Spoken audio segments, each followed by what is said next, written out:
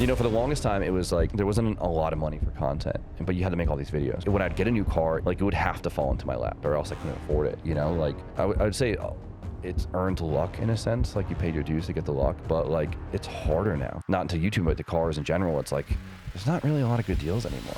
What's up, guys? Jimmy Oaks. In here, we're gonna do an LS1 swap in my 300ZX. My hands are frozen. Oh my God. Put your head next to it, Jip. Dude, it's bigger than my head. Brake booster Fitment.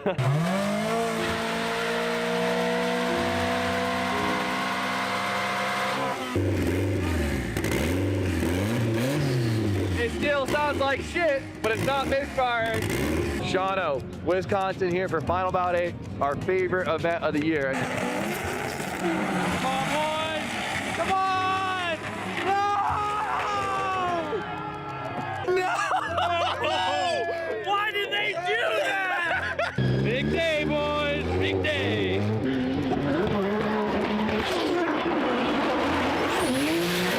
Oh my God! That was awesome. Did it look cool? That was so sick. It felt sick. Remember there was like this whole era of like, you get an angle kit and you extend your lower control arms. Now you bring your track width in with your lower, right? And so now the positioning point of your front end is closer together. You're able to get the car to transition faster because the center point of the transition is tighter. I got to a point where I was like, I realized what I want and I'd have to completely remake this car to make it what I want. So I was like, I'm just gonna build another car. You know, like, the boy math. yeah, it was a boy math, 100%. That's another big problem. Some people just don't get why you do things. And you don't have to get every part of someone's justification. But as far as the pro car, I gotta ask, is that the plan for next year? You know, all my friends are pros. So like I drive with pros all the time. And it's like, I'm like awkwardly like, in that world. And I almost just want a more excuse to drive with my friends. And I want an excuse to progress, like have an excuse to progress with drifting. Yeah, I've been wanting this shit forever. I've been in the field with whatever they throw at me. Brush it off, pick myself up, moving on to the better. Hey. Ain't no errors, baby, it's a new era. Welcome back to the Circle of Drift podcast. Thanks to all of you that stop in every single week for a brand new episode. And while we were in Connecticut for Grid Life, we had to stop at none other than Oaks Garage to sit down and chat with Jimmy Oaks. But I know a lot of you guys are probably here from his channel, or maybe you're just looking to get into drifting or maybe further your skill level. And the best way to probably do that is with sim drifting. And lucky for you guys, this show is presented by SimHQ, where you can always save 5% off on their website using code Circle of Drift. So use that, save on your next upgrade. And again, I want to say sorry for the late uploads past few weeks with the season coming to a close and SEMA coming up very quickly. It's been pretty hectic behind the scenes, so again, apologize for that, but we should be back on schedule here shortly, and that's all I'm going to blab about. So without further ado, let's go ahead and get into the podcast. Well, we're in a very plain corner. I know that. That's very fine, though. We're in a good shop. We got a good friend, Jimmy Oaks, on the podcast for the first time. How are we doing? Good. Sunday, we're running around, getting cars ready. You guys know how it goes, but you had a busy weekend too. Got too busy, yeah. Yeah, busy's good. Yeah, you're supposed to be there. Yeah, I was supposed to be there. Yeah, Grid Life. We're talking about Grid Life, Lime Rock. It was a good event, but yeah, why couldn't you make it? Just because of building the cars? Prep. Yeah, it's coming up quick, and we have so much to do. So yeah.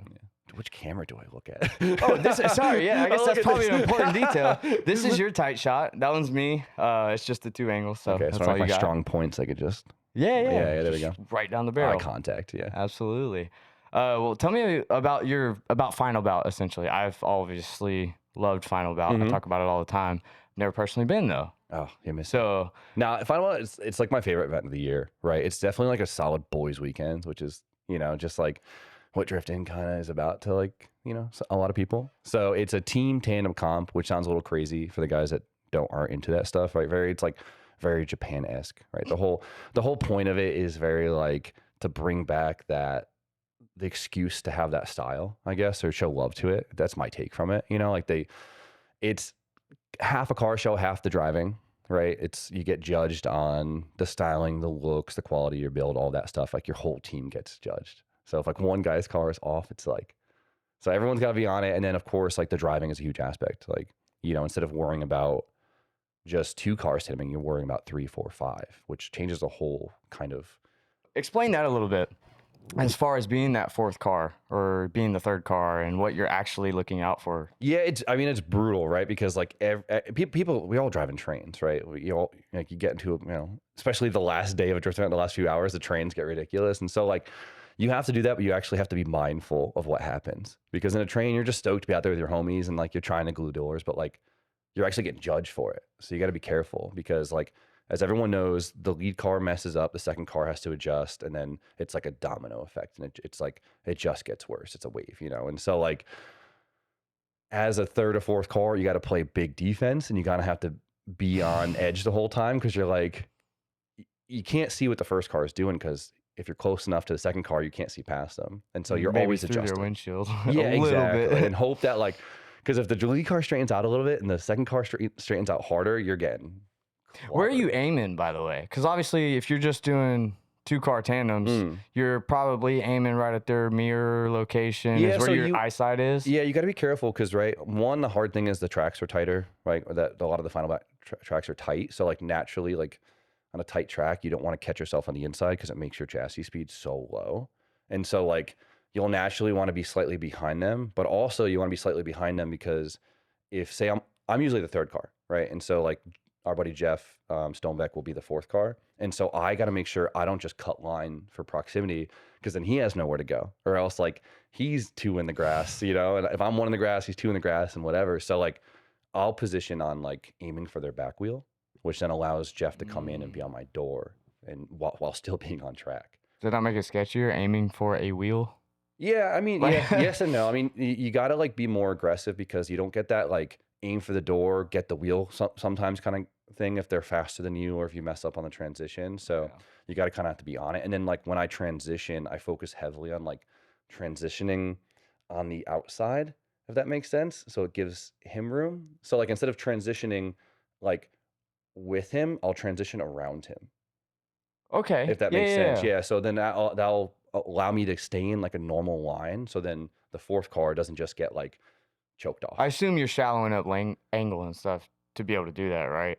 Because you're almost like transitioning and staying on the rear of his car for a second until he adds more. Yeah, Is that so what you're like- saying? And then diving in? I'm trying to think. Like it's like we could do the. Sorry, this thing's sagging on me. No, you're good. Yeah. We could do the typical. Scoot the weight down a little bit. Oh, there we go. We got a Yeah. counterweight on this thing. I mean, this is the drifter talk where you're just like this the whole time, and you're like, bro, The you get what little I'm hand saying, signals. right? Now, like, say instead of like if this is we're taking a left turn, and then you will flick in, right? I'll flick around. Well, okay, yeah. Yeah. So That's does what that I'm make thinking. sense? Yeah. Versus just like flicking in for the proximity right away. Or if I do that, then Jeff has to. So are the judges actually looking for that type of transition, or are you just doing that for proximity reasons? For proximity. 'Cause Okay. I think like, at the end of the day, it's just about like who has the most wow factor and what's the most wowing factor, just aggressive proximity with the boys. Like, like that will always be the most wow thing because the crowd gets excited. It just looks cool, looks aggressive. So Absolutely. yeah. So do you think that obviously Final Bout holds heritage and like there's a whole vibe to it, but I do feel there should be more of that style of event in drifting. Yeah. But do you think It's hard, right? Because like drifting, like is such a small sport. Like it feels big to us just because like it's our whole world, but like it really is kind of niche. And so have all these niches within niches or niche, whatever you want to call it. Like it gets tight, right? And so like Final Bout has been doing a good job, like giving this portal for people that are into this type of like stylistic cars. Like a lot of it is Japanese based, right? Like and so like there's this, the sub. Not pro car, but not slow car. I mean, there's a lot of slow cars there, but you know what I mean? I don't know. They give this portal, and then like, how many guys can one afford to do that? Because it's very expensive to keep your car like looking fresh and like doing all that. It really is, right? Especially if you're driving hard and like, it's a hard thing to justify. Like it's August and I just rebuilt my car. Like what a silly time to rebuild a car, right? yeah. So like First, second week of August? What is it? yeah, second week. I don't know. Yeah, My days are all mixed whatever. up. So it's Yeah. like you have to be about it. So it's like, is there enough people like to be about it and not just in the driving aspect and can justify it? Right, stuff's expensive. It's a lot of work. Do you think that side of it's dying at all? I don't know, like because Final Bout gets bigger every year. So Right. like I think it's like it's pushed some people that were like on the edge of like, I don't want to refresh my car. I don't want to do this. Like, it gives them now an excuse or something to look forward to, because half the time we just need an excuse, right? It's all boy math. Like, all this is just boy math. Like, it really is. Like, how do we justify it? And like, if you have some big event that a lot of eyes are on and there's just a lot of cool people and there's a lot of inspiration, it just grows, right? Like, inspiration feeds inspiration. And like, I think it is growing, which is really cool. That's good. Yeah. So what got you down this rabbit hole of the style aspect of all of it then? 'Cause you held it pretty true, not just in your cars, but on the channel, like, all of it. Yeah, I don't know. So like, we talked about this earlier. There's a lot of guys that like, I feel like drifting to them is competing. And there's a lot of guys that drifting to them is a good time with the boys. There's a lot of guys, everyone like sees drifting in a different light, at least in my eyes. And like, I've always been like a road car guy. I've always liked, I would say show car, but I don't like going to shows. I just like building nice cars. And so this was like the middle ground of me. I could actually still build cars I love to look at, but then also still drive the way I want to drive. And like, a lot of the Final Bout cars like are very, maybe not performance based, Right. but it's definitely molding into a more performance based area, because like a lot of us like are obsessed with like the Kansai region like style of Japan, right? So like the Kansai region, we'll call it like the S chassis area of Japan, like the Osaka area, right? And so like it's very like, team burst, everyone knows team burst, everything's excited, but like it's not just burst, like all the guys in that region, like they share a similar style, like the Meihan Cruise and stuff like that, where it's like kind of the lifted front, running a big tire, like it's still SR, but it's still cut knuckles, but it's very aggressive. And like, I love that style of driving.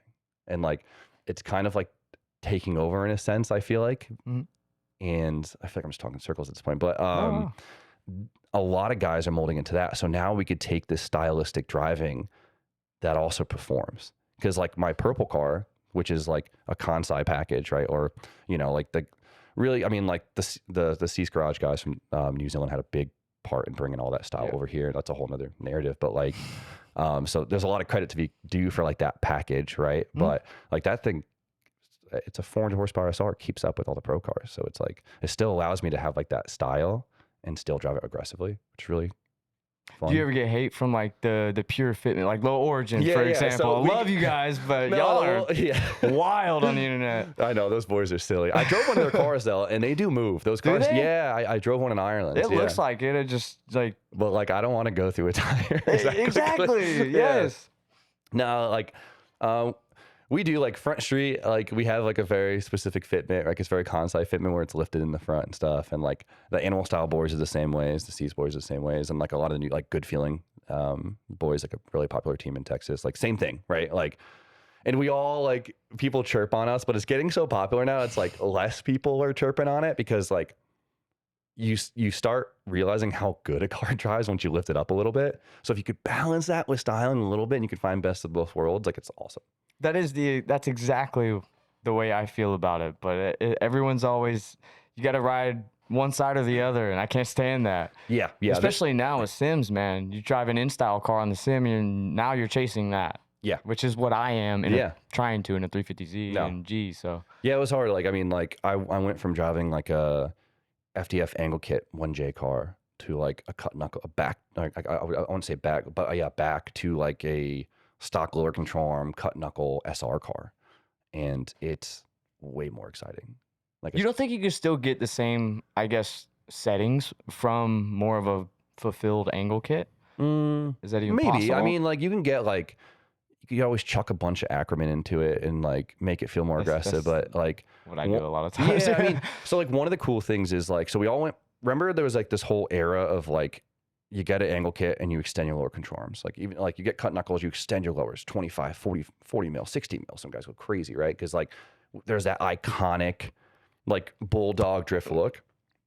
And like, yeah, there's reasons for that. Clearance is a big one, track width is a big one. But like a lot of guys realize that if you bring, I'm not an expert. So like, yeah, here's my disclaimer. I'm, the YouTube kid talking about drifting, whatever. But like, this is from my experience, whatever. So like, now you bring your track width in with your lower, right? And so now the positioning point of your front end is closer together, because now that's where the ball joints are. That's where it's all pivoting around.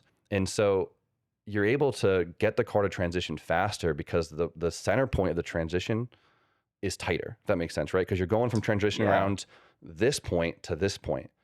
And so you're able to get your car to transition faster and more aggressively. And that's what we love, like the snappy, aggressive transitions. Yeah. And so like, but then you want that track width, right? So we run a huge spacer. Like, I don't know if you saw my car, it has a 55 mil spacer on the front. And so it pokes the wheels out. And so I get the track width with the spacer, but that also gives me a really big scrub radius, which is really nice.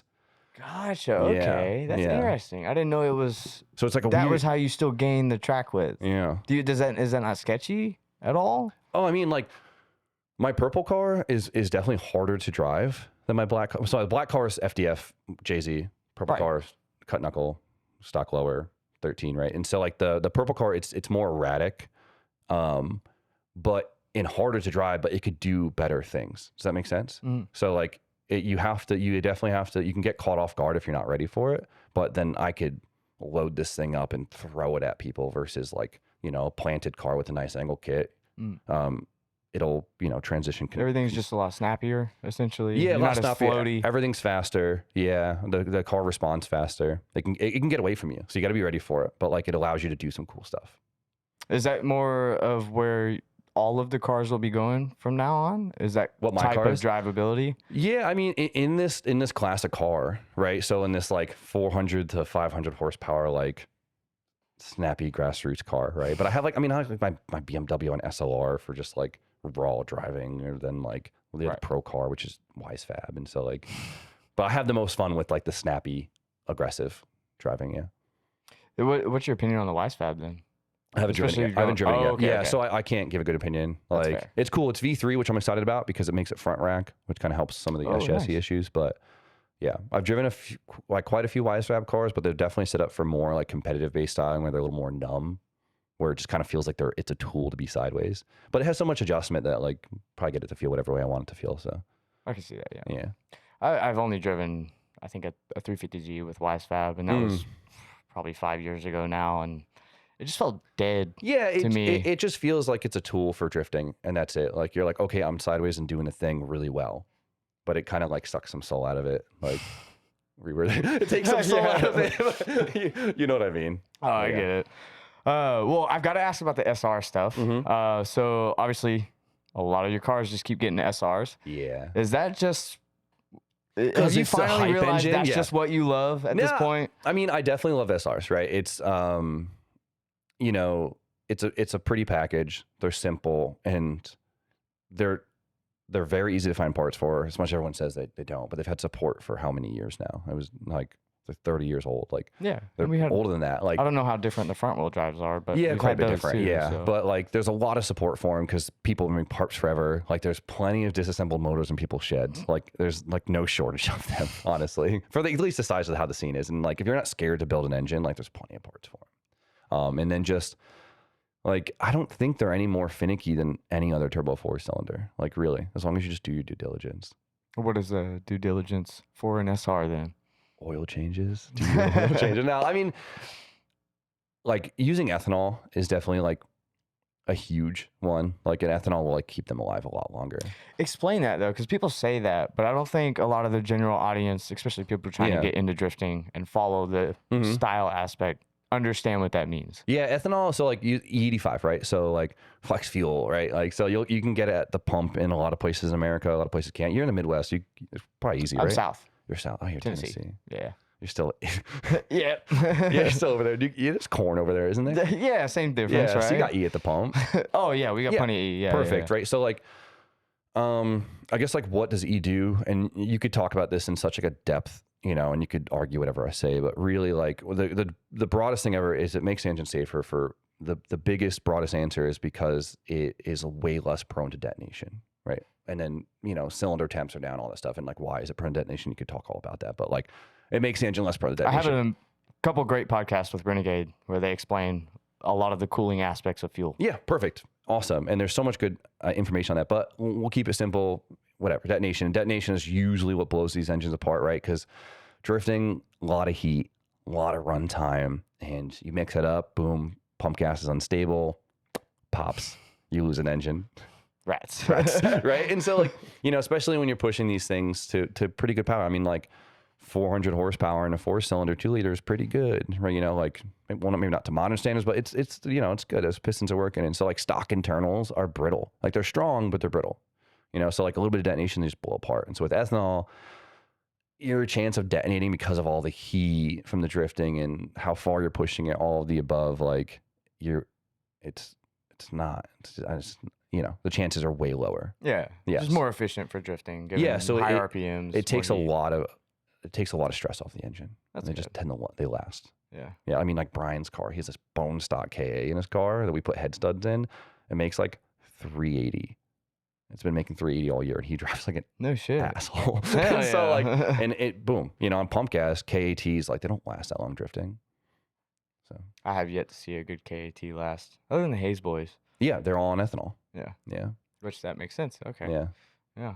So Is there for the SR though? Is there a limit as far as horsepower that you would not push past? Yeah, I you'll mean, hear Greg say 300. stock engine. You know, Josh has a stock motor in his car right now. Like, there's level, right? So usually the head gaskets don't like to last very long after like 350s when it gets in the red zone, and after that, like, so like usually that's when you do a head gasket. But like Josh did a head gasket on his, and he has a bone stock S15 engine, and it makes 23, 24 psi on a G25, which is Wow. yeah, that's over 4 Yeah. for sure, because it's definitely over 4, and it's been like that for a while. That's nuts. Yeah, and it's ethanol, you know. So because a lot of the times, like, you know, the internals are strong, but they're sensitive, right? So it's like they'll shatter, but they'll hold up. Does that make sense? Yeah. So like, yeah. So okay, then if someone is gonna do that exact example of just 300-mile motor, Yeah.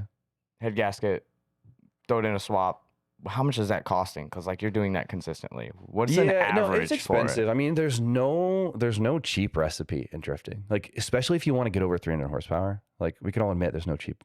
Like, if you're cool with being under 300 horsepower and that's just your thing, that's fine. There's nothing wrong with that. Like, these VQs and M54s and all the, like all those like Boring, but we're there. yeah, exactly. But as soon as you get over 300, things get expensive, you know? So, I mean, no matter what swap you do, you need to upgrade your fueling components. You need to upgrade your ECU. You probably need to upgrade your turbo, and like all of that. Just like turbos are so expensive. Like, so like I had to buy a turbo. You told me at like PRI or something that you've paid for every single turbo you've ever put on a Turbo car. Smart, they did hook it up. So That's shout out fair. Turbo Yeah. Smart. I think that didn't that come after. That may have probably, come. Whatever. Whatever. Yeah. But that's it. That's crazy. Yeah. So But- how many turbos have you bought at this point? Do you think? I'm lucky because LZ is one of my best friends, so I just bully him until like I know you get him at cost. You know. No. But yeah, but they're still expensive. I mean, the annoying thing is the hot sides. You ever had to buy a hot side?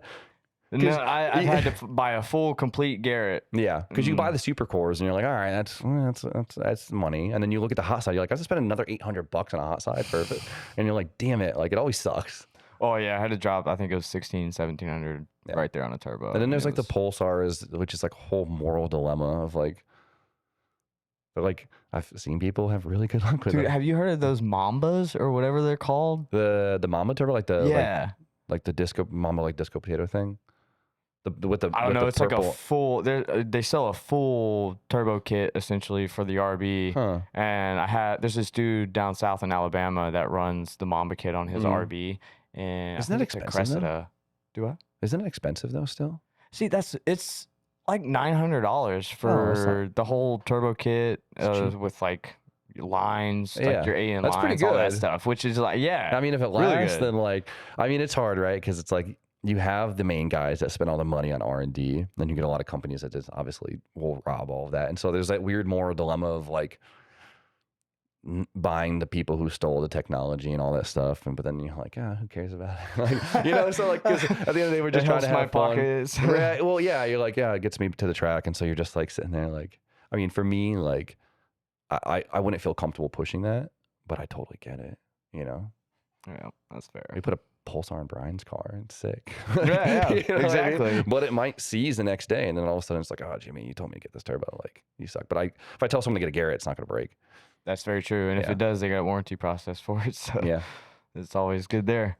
Well, obviously, I want to talk a little bit about the YouTube side of things because you have some very elaborate cars, and I don't think people quite understand what all goes on behind the scenes to even do those cars, what they're actually for. Are they just personal prized possessions, or do they have a purpose in the business? Yeah, yeah, that's a hard one, right? Because I feel like I'm a weird one, but I feel like I'm not. You don't get rid of them is the thing. That's a problem, dude. Like, I love this shit too much, like way too much, and it's like my biggest problem. Like, and I wish it was like Adam's pretty bad too. He does love this stuff. He just has more space, so you don't notice how many cars he has. Oh yeah, yeah, but yeah, I don't know. Like, I love building cars, and I love the process of it. Like, I love piecing stuff. It's like big Legos, right? And I love the results, and I love it. And like, that's what I get such a kick out of. And then like, I get attached to these cars, and then I don't have time to drive them because I'm so busy. And then I'm like, I can't sell this because I haven't enjoyed it yet, so I won't sell it.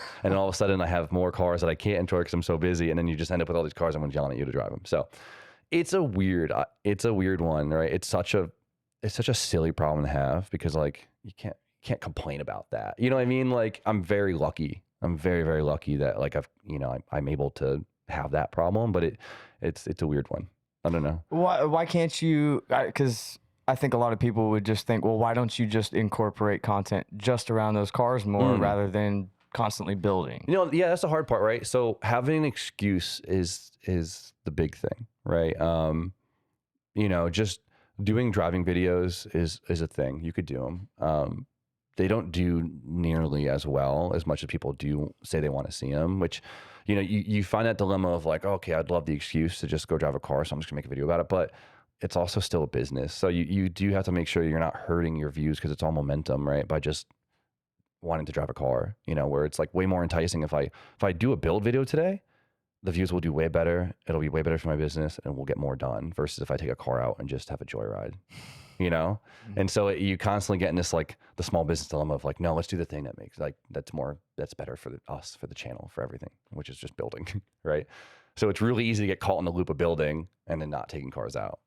And I mean, I assume that's got to be harder now having a kid and everything. Yeah, like you got a whole family to think about. Yeah, it's definitely harder because now the times when like, okay, like maybe it's like 6, 7 o'clock at night and we're done filming. It's like, you know, it's dawn. You're like, you know, it's nice out now. It's not super hot. Let's take a car out. Now I'm just like, let me get home so I can play dad until he falls asleep, you know, and then he falls asleep and you're whooped, you know, because you just clocked in because, you know, all the dads out there, they know it's another job, right? Because you're focused the whole time.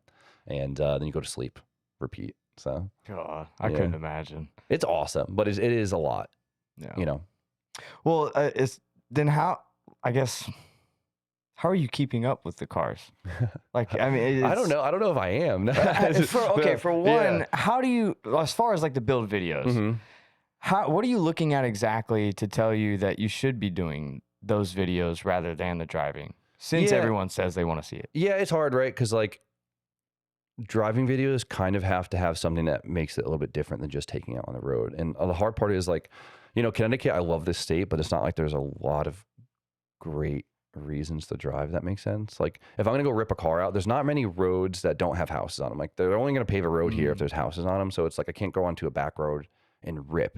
You know, we have, but it's like, do I want to risk my license just because I want to take a video, or do I want to risk some old lady pulling out of a driveway and I'm coming around the corner at 70 and like a swapped S15, you know? And like that risky stuff's the only thing that's gonna get views. And like we've done that before, but then you just get to a point where like it's not worth it, you know? And then like a lot of these cars, like they're like borderline illegal, you know what I mean? Like it's true though, like they're not, you know, like your slams, you have to aftermarket everything, you got harnesses in it, and like it's not, none of that's really, you know, you can get pinched for all of it if you want to. It's like, okay, like if I get in trouble now with this stuff, then I'm screwed. You know, you have all these cars on insurance. It's like this whole like, that might just be me sound like a boomer now, but I'm like, you know, it's hard. So, and then, or it's okay, let's go to a track day. You know, there's not, you know, what do we rent out Thompson to do circles? I'm sure that costs quite a bit. Yeah. And you know, like there could be way better ways of doing it. I just suck at it, I guess. But well, since you obviously have to go into the build route, then can't do all the fun stuff that we would, I guess, love to see, supposedly. Yeah. How do you pick the next build, or how do you know what's gonna create the views? That's the hardest point, I think. That's like the hardest part, because it's like when you have a goal, it's like I think having a goal is the hardest part of anything, because like if you want it, then you somehow figure out a way to get it, right? And so the same thing is with builds. Like for the longest time, it was always like, well, for the longest time, I didn't make any money doing this stuff. Like the longest time, like you'd make. This is probably easier for them to remember. At what build do you think that changed? I think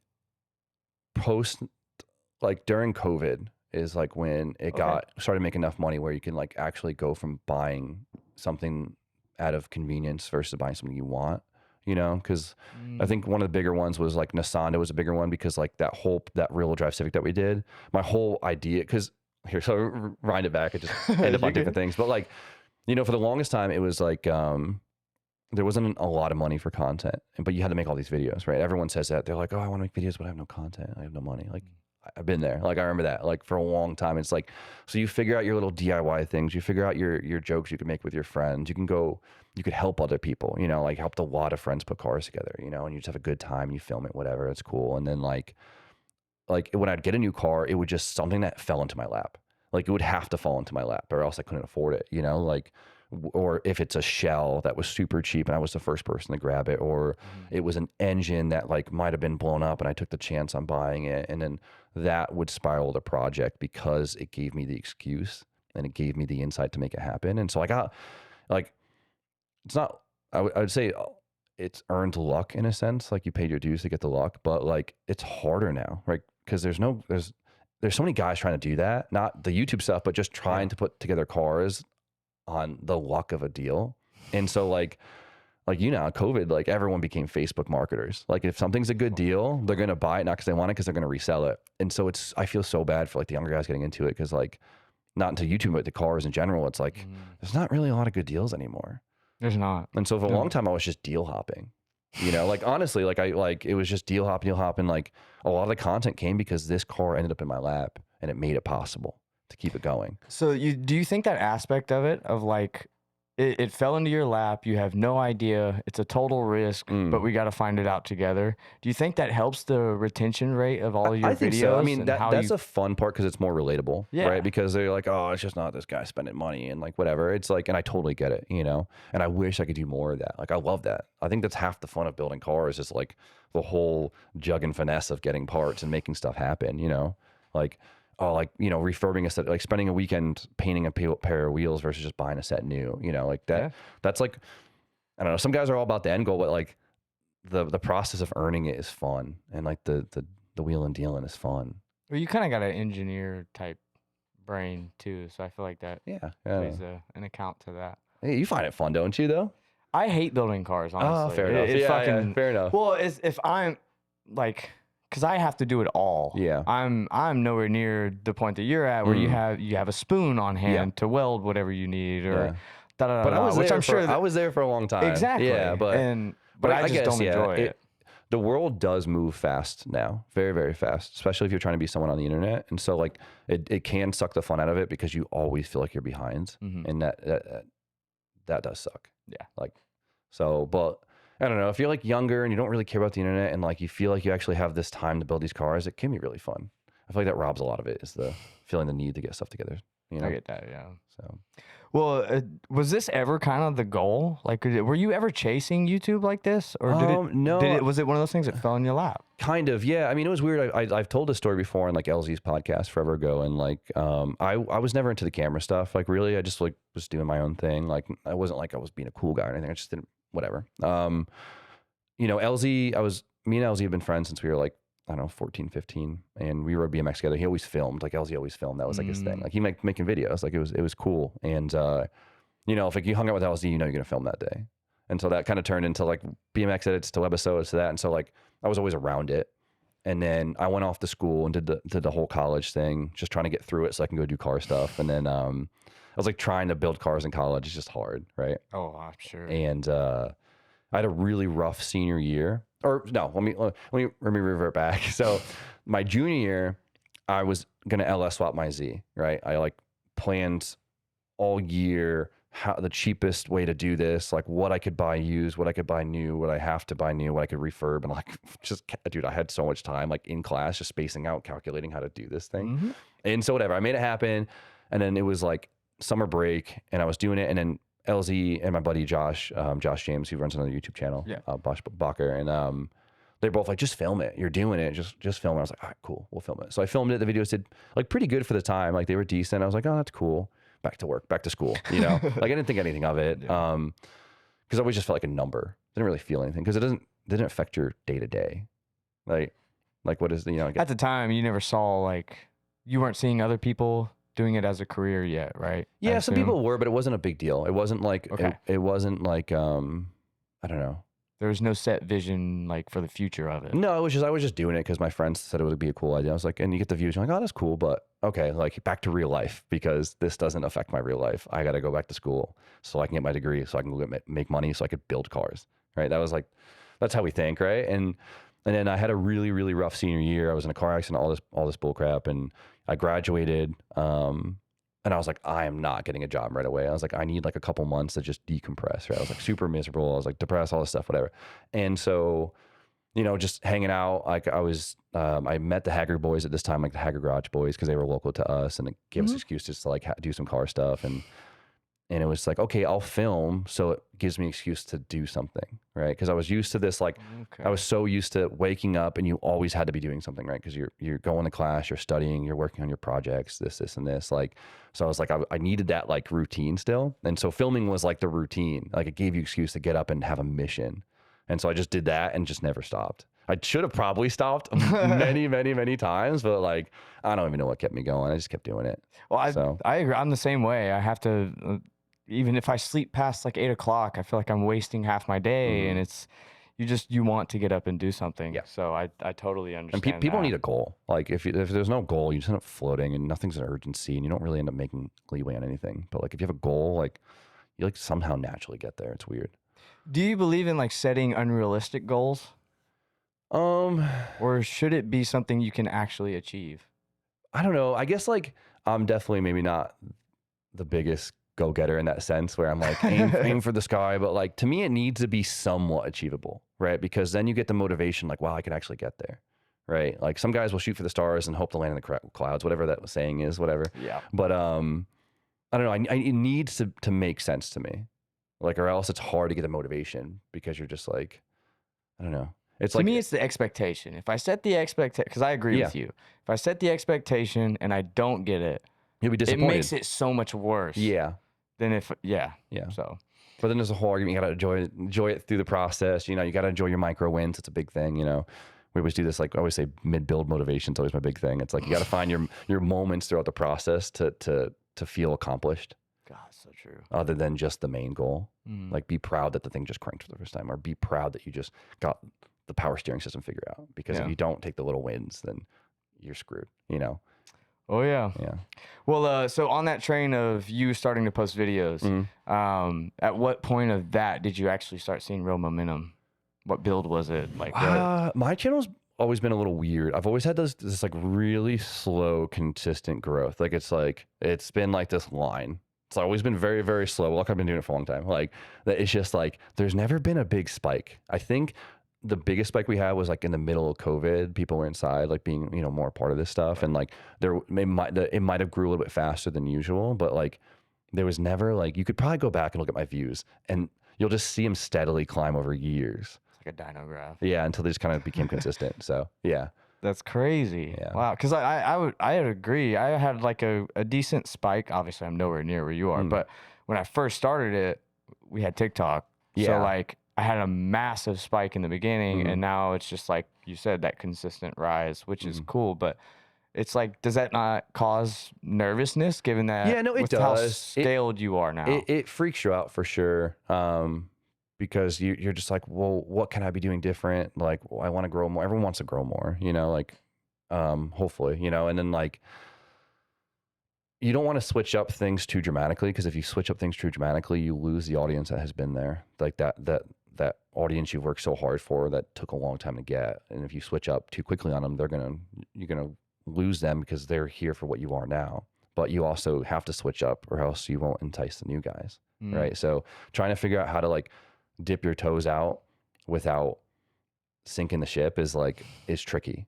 It's really tricky. And I give props to the guys that just like throw stuff out and like they pull it off. Especially when there's a lot of money behind it. Yeah, a lot. All this stuff is so much money, so it's scary. It's tricky. Yeah.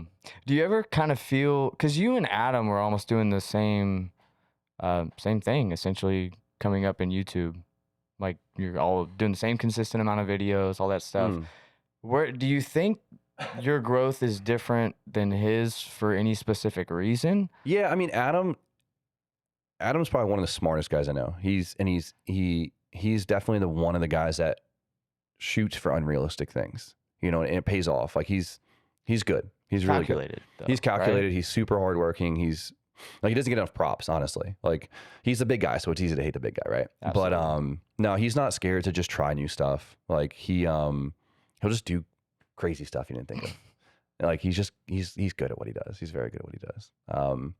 You know, I think his storyline worked really, really well. Like he's, you know, given if that was planned or not, like, you know, he did very well with the BMX stuff initially, right? So he got big on the BMX stuff, and, you know, he was making decent money, like as a BMX YouTuber as he transitioned the car. So he had a good foundation of, like, we'll say foundation of revenue as he got in the car. So he was able to kind of accelerate the process than most people. And, you know, it all worked out. It worked out really well. So he was able to be a little more aggressive. He was able to drive a lot more than the average new guy, and like kind of grow with it too. And so, yeah, I think if I started with more better monetary base, maybe I could have grown quicker, or I've just would have spent it in dumbass ways because I'm just not as smart as a kid. You would have built you know five more cars than you already did. Yeah, exactly. I mean, like he killed it because, I mean, look at him. Like for the longest time, he had his 13 and he had his R32 sedan for the longest time. He could have easily, and this is when cars were a lot cheaper too. This is post COVID. Like he could have easily bought 40 cars and went nuts, but he didn't.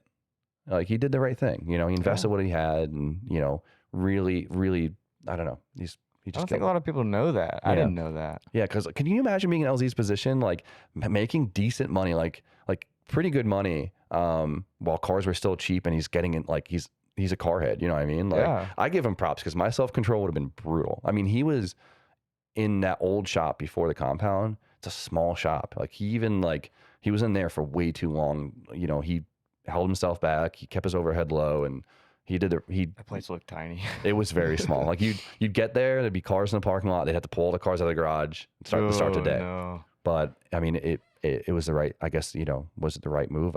It worked out. So he did it, you know, until he held off until he found the perfect thing, which was the compound, you know, and then look at that, you know. God. Well, that had to have been a major risk. I mean, like that's insane. Not knowing how you're gonna pay the bill. Yeah. Like I mean, LZ's so calculated. He probably had it all figured out before he. I guess that's possible. There was the whole compound thing is such a crazy, like, it's such a tailored property to the weirdest guy ever, and it just fit a YouTuber so well, you know. And so I know they got it for a very good price. I mean, it was a lot of money, but it's a good price for what it is. Right. So I think like the rental properties on the whole thing, I think it all pays for itself, to be honest. I'd be interested to talk to him about that and see. But as far as like your YouTube, their YouTubes, a lot of people obviously think that YouTubers make all this infinite amounts of money, stuff like that.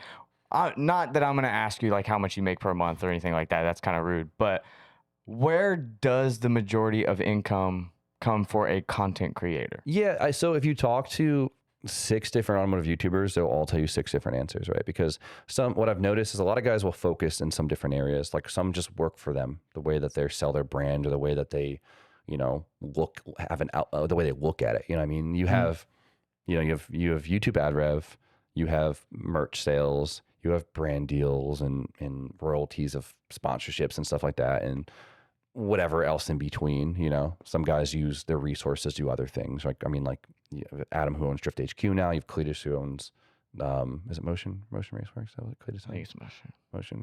Yeah. And then you have like TJ, Street Hunter, and all their other, you know, they use their resources, their capitals to start other things, and smart.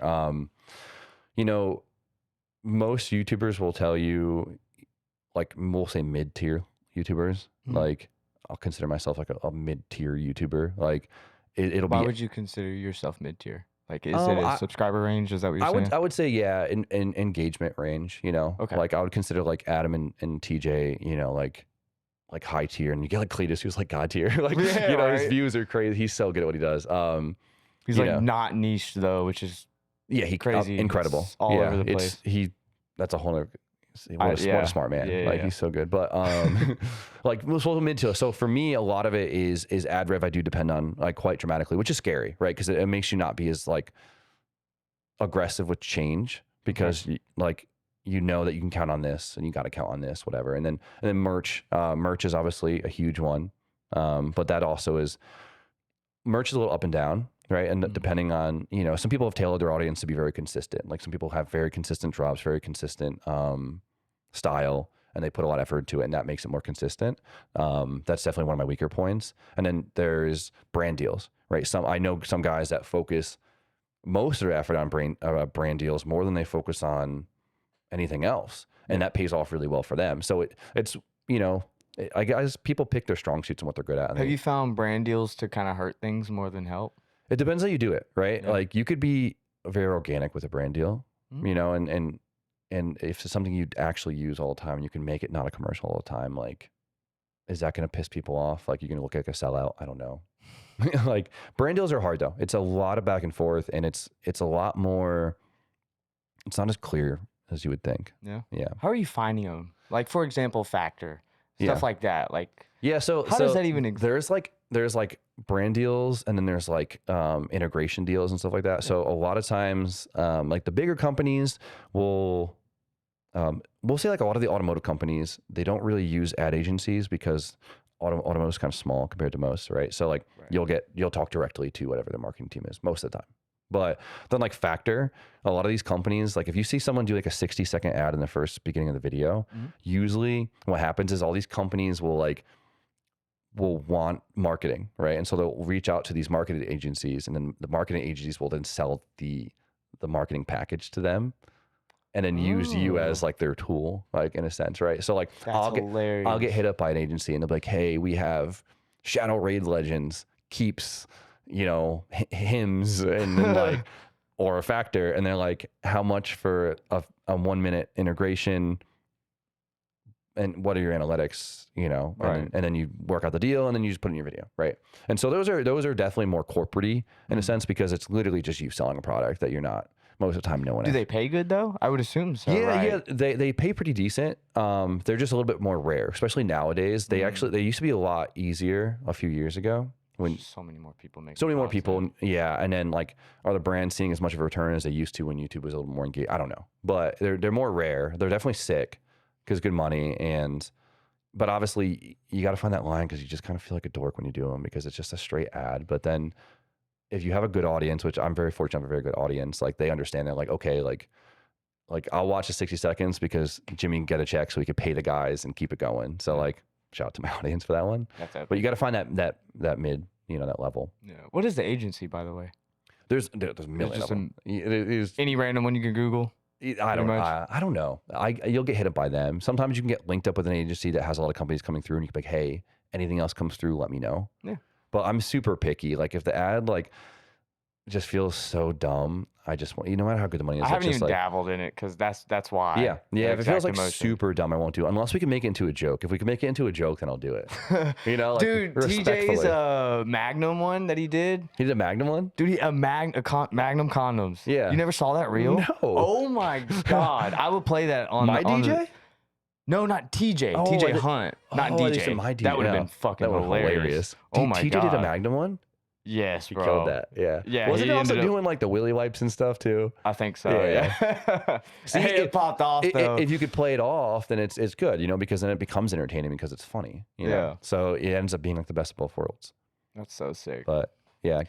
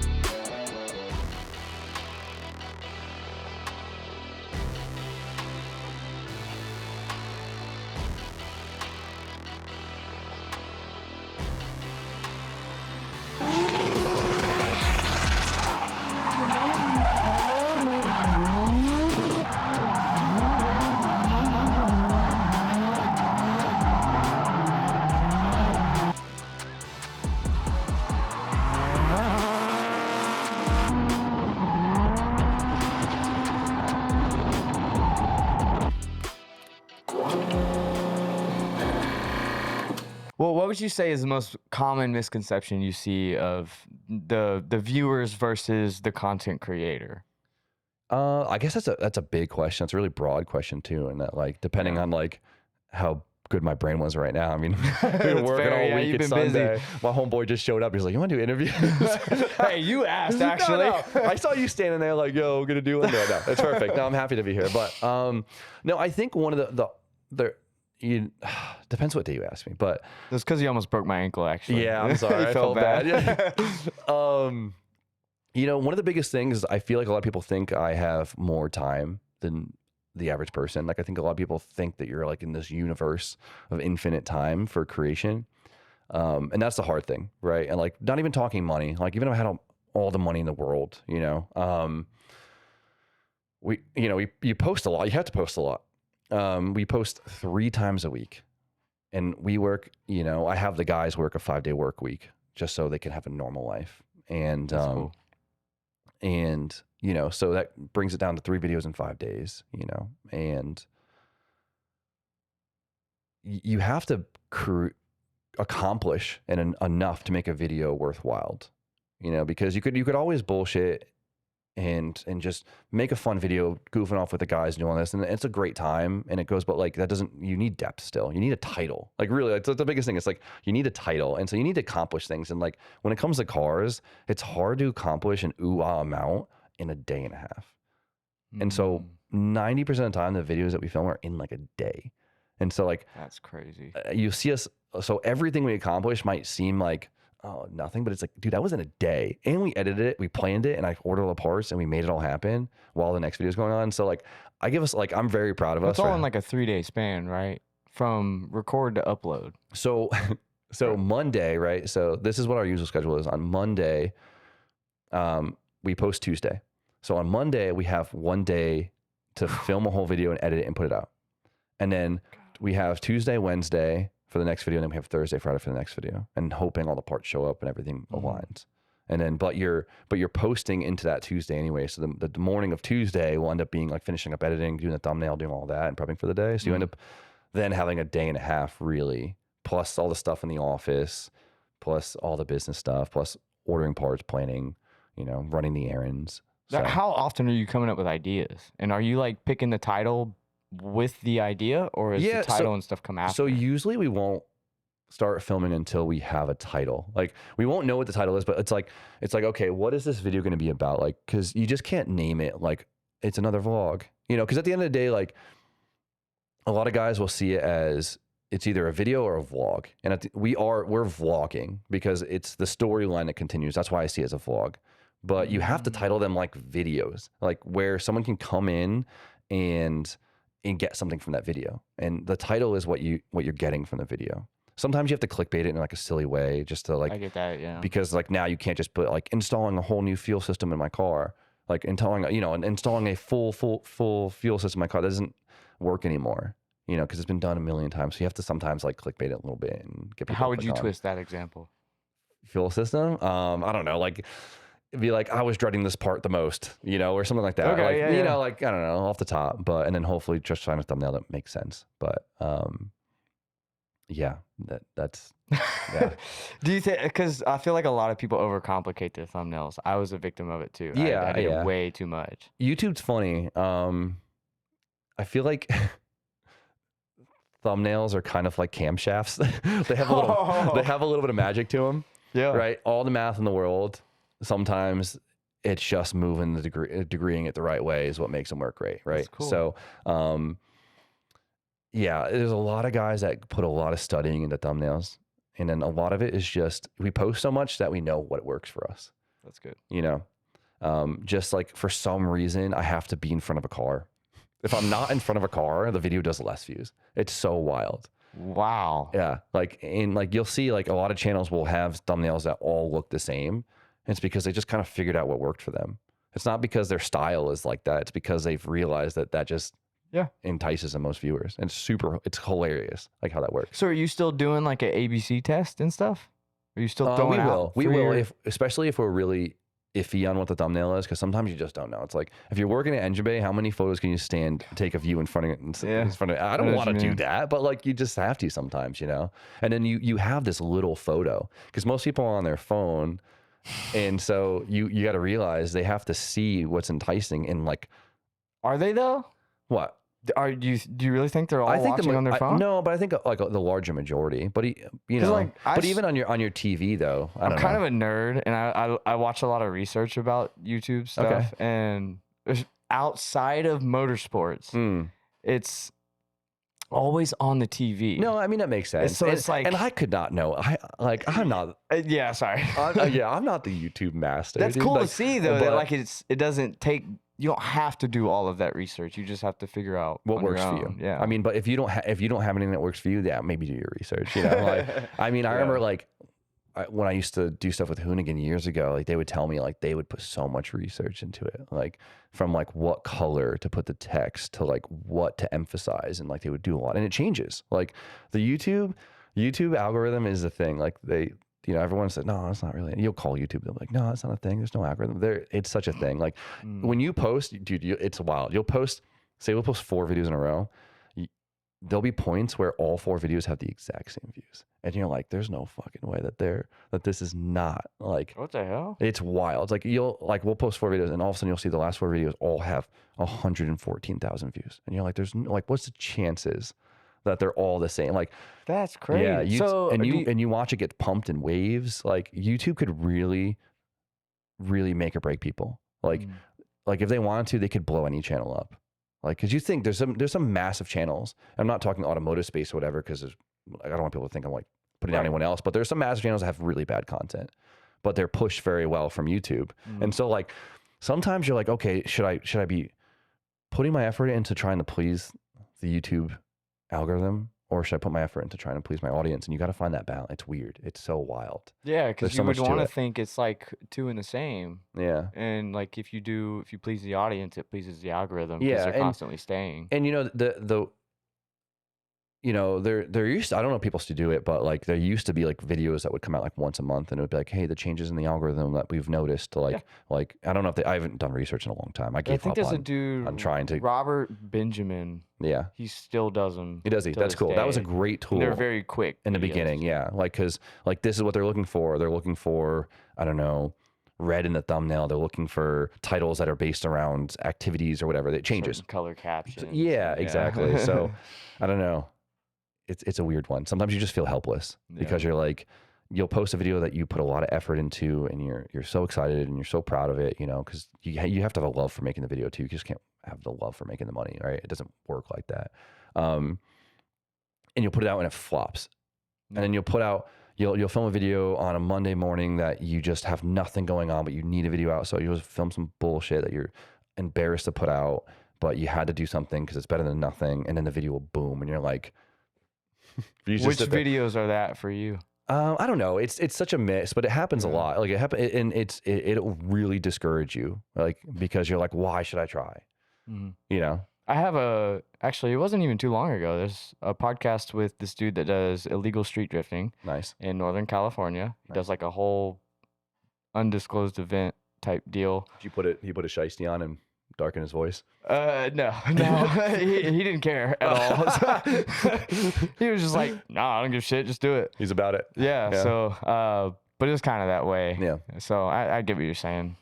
Well, but okay. So I wanted to tackle Hoonigan real quick because you mentioned that.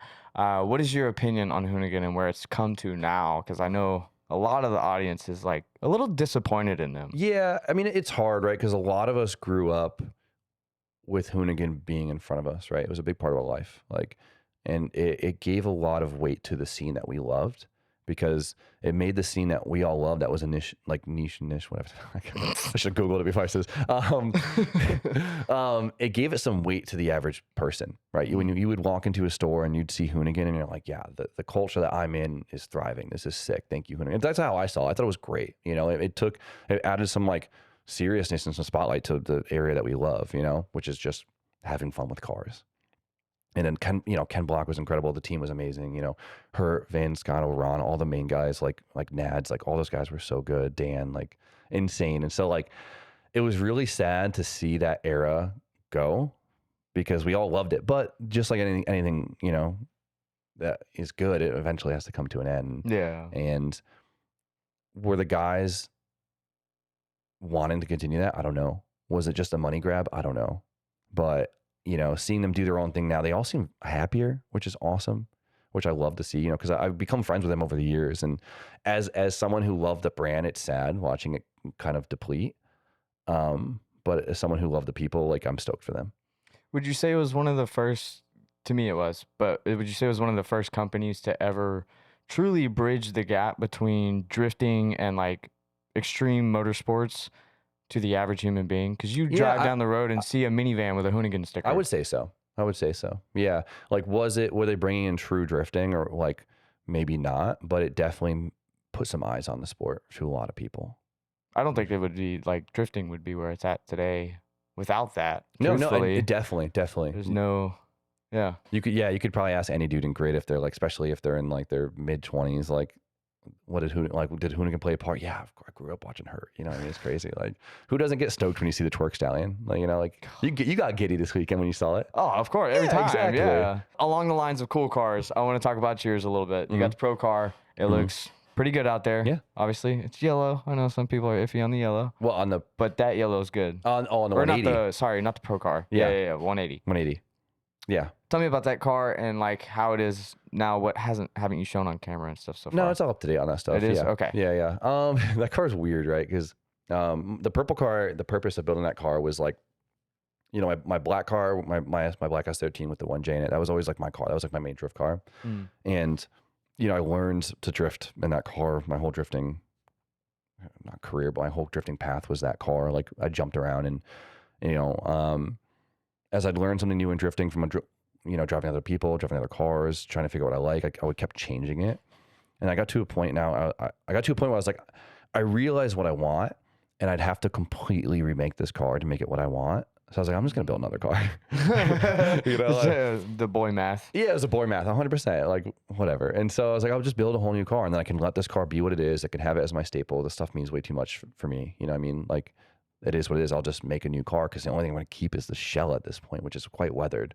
And so redid the entire thing, built the SR car with, you know, that type of fitment, that kind of knuckle, obsessed with it. And then I got that 180 shell for super cheap from Tommy. And I was like, okay, like, Of course. yeah, I was like, I really wanted a car that I can ship to events, because I never could ship my purple car because I didn't want it away for too long because I drove it so much. And so I was scared. So I was like, I want another version of this car that I could ship and do these events I never get to drive because I don't have time to like drive out there and do all that stuff, you know? So, and the problem is I noticed I've been traveling a lot the last few years, and I've met a lot of awesome people around the world, and I want them to come drive with me so bad, but they don't care to drive left-hand drive. Like, no one cares to drive left-hand drive, because like for us to drive right-hand drive, we think it's cool, right? Because we're like, yeah, I'd love to drive right-hand drive. I don't know how to, but it's cool, right? To them, they're like, left-hand drive isn't cool, and we don't have left-hand drive cars here. Why would I even bother learning? I'm going to drive and I'm going to suck. That's crazy that it's flopped. Yeah. You would think, because like, it might be a flex for some people with road cars, but I guess it's fair. Yeah. So like, I was like, I want a right-hand drive car for my friends to come drive and be a part of it too. That's so sick. So like with the car is like the seat has like a really adjustable seat rail and stuff, so I can move it back and forth. And so it's boy math, right? It's just I just love this shit so much. Why the 180 over like a coupe? Or So I've always been a coupe. So when it comes to street cars, I've always been a hatch guy. When it comes to drift cars, I've always been a coupe guy. And I just wanted something different, you know? Like I didn't want to build another coupe, then I'd have 3 drift car coupes, and I don't know. And it was also, it was just boy math if it was a really good deal. So yeah. It'd have been a little absurd to have 3 coupes and 3 S15s. It's and you know what it is? It's so easy for us to build that car because we've done it so many times, and a lot of my resources support that car. And so it was like really easy for me to just kind of background build that car, because I don't have to plan anything, because I could build that car in my head. You know what I mean? So like it's really easy. Okay, we use this, and this. I can count on this company to support me with this, and this. Order it's on the shelf, and we just build it. You know, and like we have our routine. Like we've gotten good at like building in a certain script that allows it to be really efficient, so you're not backtracking and stuff. So we built that car. I mean, really, the hands-on time of that car is super low. So I don't know, but I love building S chassis. Well, obviously. Yeah, I mean, because you could build 400 of them, and every one can be different. Yeah, and I love it. You know, they do all tend to have their own. You can't look in one direction and see the same 240 ever. It's crazy. So when did your relationship with Tommy start? Because y'all are in the same state. 2017 maybe. Oh, wow. Long time, yeah. Okay. I thought it was further back than No, yeah, because I met him, because of YouTubing, to be honest. Like, we didn't cross paths, surprisingly, in the car scene, like, prematurely to that. Yeah. Oh, well, damn. What was the first interaction then? Was it just at an event or something? I forget. I think we talked on, honestly forgot what it is. I feel like the first time I met him was, I went to his shop, him and Rudnick's shop, because I think I knew Rudnick prior. So much has happened in the last 6 years. My brain is shot. So, but yeah, I've known, it's probably 2017. Yeah. Yeah. How did you originally take his whole ordeal that happened, his drama? Yeah, especially with Rudnick. I'm one of those guys that's just like, there's two sides of every story, and so like, I didn't want to, it was a problem that wasn't mine, right? So it wasn't me. I wasn't in a position to judge anyone. It didn't affect, like, I don't know. It's weird to say it because it's so easy to take it like and stretch what I'm saying, but to me it was between them, and you kind of have to just let people, as adults, like when there's a problem between two people, it's not your job to run in and try to mediate it for them. It's your job to hope that they could be adults and handle it themselves. And so you step back, give the parties some space and see what happens, and the truth always comes to light, right. There's some goods, there's some bads, and some is there stuff to be stoked on, is there some stuff to be disappointed on, maybe in both parties, and it wasn't really mine to judge. Yeah. So it's probably I don't even know, like, I think people in the audience are so quick nowadays to just bite the bullet and judge something. So I wanted that. The reason I asked was to get a perspective of a content creator in the world. It's what I see a lot with the internet is it's really people are so quick to assume malice on anything, and that's like one of my biggest gripes with everything. Is like they will see something happen and they'll assume the only reason why it happened is because someone's a dickhead, not because there was a miscommunication. It was taken the wrong way, things aligned wrong, any of the things above, you know what I mean? And so everyone just always, I don't know what it is, people just always want to assume malice. It's like, oh, that happened because this guy's a dickhead because of this. And it's like, it sucks. It's toxic, you know what I mean? When there's so much more to it than that, Do you think us as creators are part of the problem that created that? I don't know. I mean, I don't, how would you think that? I would explain, because I've always resembled it to just the attention spans changed of people. Yeah, I mean, I guess if people are trying to sell these narratives, maybe, if that's like your thing, it's like to stir the pot, like, I don't know. I'm very psychological. I love the way people's brains work, and I don't know. I think people have way too much attachment to social media. Yeah, and it's a part of what's created the short attention span where people just can't. They're so quick to just you're searching for the quick dopamine and stuff. Yeah. It's hard, like my view on the internet is so different because I'm on one end of it that a lot of people aren't on, and so it's at the point now it's hard for me to relate, in like why people react. Because to me, I'm just a guy in a garage with a camera. Like, there's nothing more to it than that. Like, literally, there's nothing more to it than that. There's no special help. There's no special timeline. Like, maybe you can consider, sponsored part special help, but it's like, there's no one behind the scenes just doing stuff out of the goodness of their heart. Like, it's just, you're just a bunch of guys trying to not kill each other, building some cars, being tired of shit, trying to put videos up. I remember that fucking question. What percentage of the bills are actually sponsored stuff? Like parts. Yeah, parts or work, whatever. I don't know. And so, some people are better at this than I. I'm not the best with sponsorship stuff. Like, in terms of like, I've never done a brand build. I've always wanted to, because it'd be really sick to get a company to pay for a car that you build. Like, come on, you can't argue with that. Like, you get Nate, and so big props to the guys that are able to like get paid to build cars. Like their cars, like, you know, people who maybe get deals to build a car for their SEMA booth, whatever. Like that's sick. I need to figure out how to do that. But I've never gotten paid by a brand to build a car. Usually it's just part sponsors. So that's cool. Is like, are majority of the parts that you're putting on the car sponsored, or are you still paying for like 50% of that? No, so like we have like, there's a bunch of companies that I could always count on, which is nice. Like I like the long-term stuff because like to me, if I'm going to align with a brand, it then becomes part of me, you know, because you're giving up a part of your identity for that brand, if that makes sense. Because you're like, I don't know, like if I'm using this part, then I'm going to feel comfortable that I trust people using this part, and it becomes this connection. Does that make sense? Does that sound weird? But whatever.